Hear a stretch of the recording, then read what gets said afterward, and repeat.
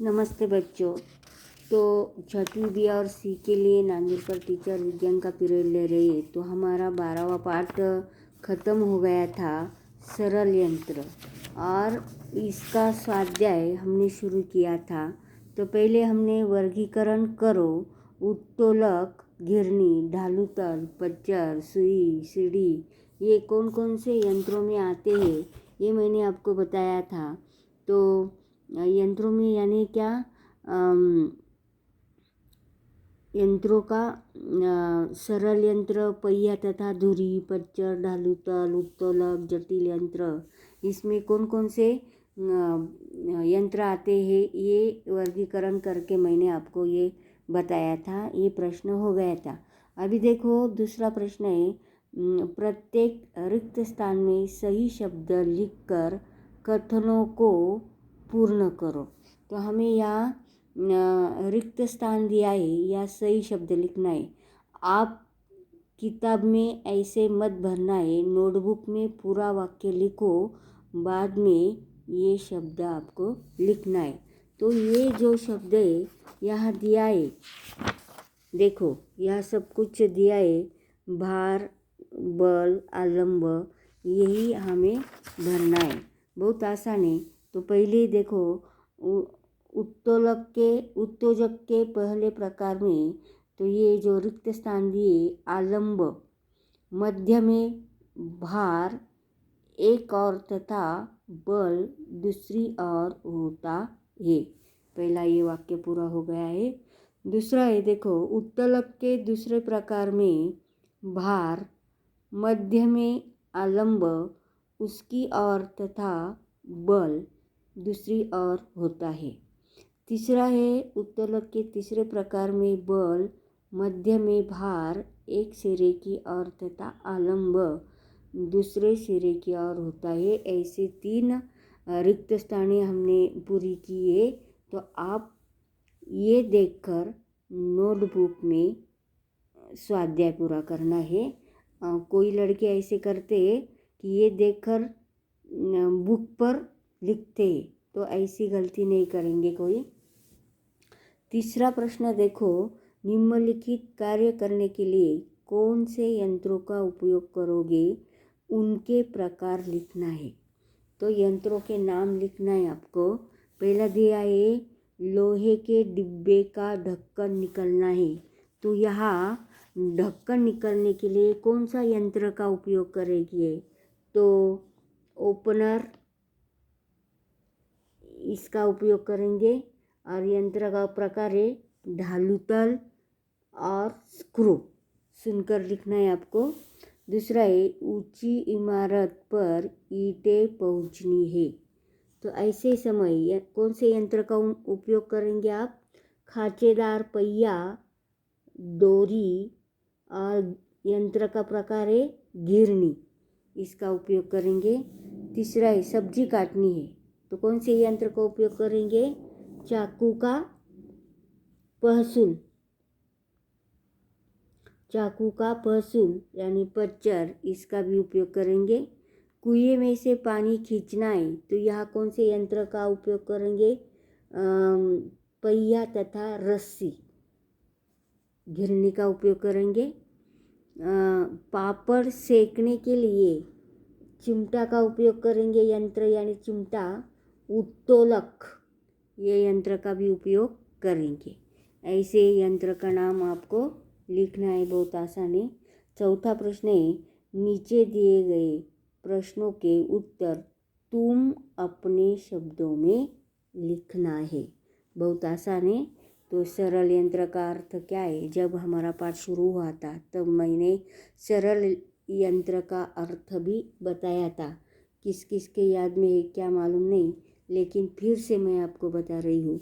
सरल यंत्र का अर्थ है तो हमारे दैनिक जीवन के सभी कामों को आसान बनाने वाले साधनों को सरल यंत्र कहते हैं।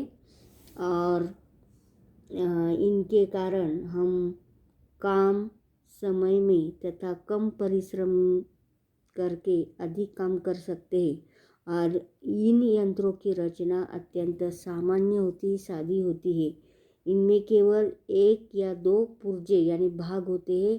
ढालूतल, पहिया, उत्तोलक, ये सब सादे यंत्र है यानी सरल यंत्र है। दूसरा प्रश्न है, यंत्र के उपयोग से होने वाले लाभ लिखो। तो यंत्र के उपयोग से काम जल्दी हो जाता है। पहला, कम परिश्रम करना पड़ता है, समय कम लगता है, काम आसानी से होता है, काम अधिक होता है और थकान कम लगती है। ये सब यंत्र के उपयोग से होने वाले लाभ है। दूसरे प्रश्न का उत्तर। तीसरा है, जटिल यंत्र से तुम क्या समझते हो। तो जिन यंत्रों में कई पुर्जे यानी भाग परस्पर जुड़े होते हो, ऐसे यंत्रों को जटिल यंत्र कहते हैं। तो इन यंत्रों की रचना जटिल होती है, परंतु सरल यंत्रों की अपेक्षा कम समय में कम परिश्रम द्वारा बहुत अधिक तथा कठिन काम आसानी से हम कर सकते हैं। और इनमें कोई सरल यंत्रों का भी कभी समावेश रहता है। क्रेन, वाहनों के इंजन, सिलाई मशीन, धुलाई मशीन, ये सब जटिल यंत्र है। और चौथा प्रश्न है, उत्तोलक का अर्थ क्या है। उत्तोलक के प्रकार किस आधार पर निर्धारित किए जाते हैं। तो देखो, उत्तोलक का अर्थ है बल, भार, भार का मतलब बोझ, तथा आलंब। जैसे 3 भाग वाले लंबे रंभे सरल यंत्रों को उत्तोलक कहते हैं। आलंब से भार तक के उत्तोलक के भाग को भारभुजा कहते हैं और इसी प्रकार आलंब से बल तक के उत्तोलक के भाग को बलभुजा कहते हैं। और उत्तोलक के प्रकार का निर्धारण देखो, आलंब, बल तथा भार के स्थानों के आधार पर उसके निर्धारण किया जाता है और उसके भाग अलग अलग है। ऐसे सब उत्तोलक का अर्थ है। बाकी ये सब प्रश्न के उत्तर अपने अपने शब्द में है, ज़्यादा कठिन नहीं है। तो ये वीडियो सुनकर तुम नोटबुक में सभी उत्तर लिख सकते हैं। बाकी देखो, ऐसा क्यों होता है, तो इसके लिए 3 प्रश्न दिए। यात्री बैगों में पहिए लगे होते हैं। तो यात्री बैगों में पहिए क्यों लगाए जाते हैं कि पहिया एक महत्वपूर्ण सरल यंत्र है। पहिया ही क्या है, सरल यंत्र है। सामान से भरे हुए यात्री बैग को उठाकर ले जाने में अधिक परिश्रम करना पड़ता है। अधिक भारी हो तो उठता ही नहीं, थकान भी लगती है। पहिए के कारण इसे हम उसके हल्के के सहारे खींचकर आसानी से ले जा सकते हैं और इससे समय तथा श्रम कम लगता है और सुविधा भी होती है। ये सब होता है।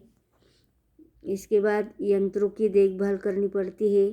तो क्यों यंत्रों की देखभाल करनी पड़ती है। देखो, सतत उपयोग के कारण यंत्रों में घिसाव होता है। यंत्र घिसते हैं यानी उनका घर्षण होता है और घर्षण बढ़ जाने पर, अधिक बल लगाने पर भी कार्य कम होता है।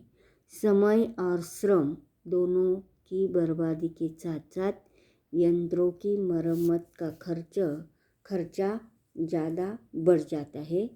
इससे बचने के लिए यंत्रों की सही देखभाल भी करनी पड़ती है। तीसरा है, देखो, साइकिल एक जटिल यंत्र है। तो साइकिल में कोई सरल यंत्र एक साथ लगे होते हैं। कई सरल यंत्र एक साथ लगे होते हैं। पहिया, धुरी, पायदान, हैंडल, छर्रों, रिम, टायर, तिलिया आदि कई पुर्जों के समन्वय से साइकिल तैयार हो जाती है। इसीलिए साइकिल एक सरल यंत्र है। ऐसे प्रश्न का उत्तर है।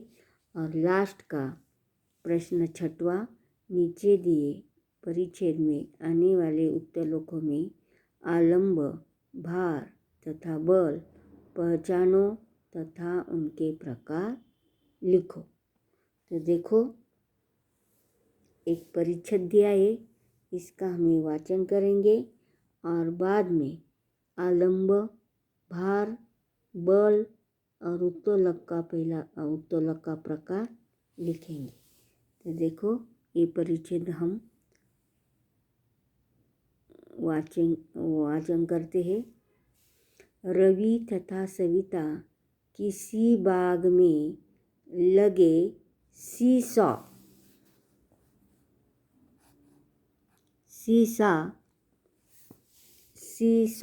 पर बैठते हैं।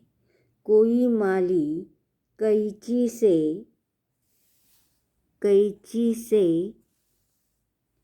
पौधे छाट रहा है और एक आदमी बाग का कूड़ा करकट, कंकड़, पत्थर, गोटियां एकत्र करके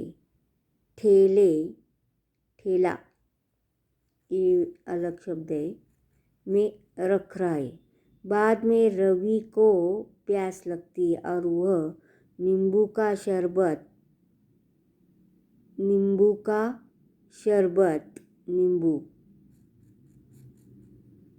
खरीदता है। विक्रेता नींबू काटकर तथा नींबू निचोड़ने वाले साधन से रस निकालकर शरबत बना देता है। गिलास में चिमटी द्वारा वह बर्फ के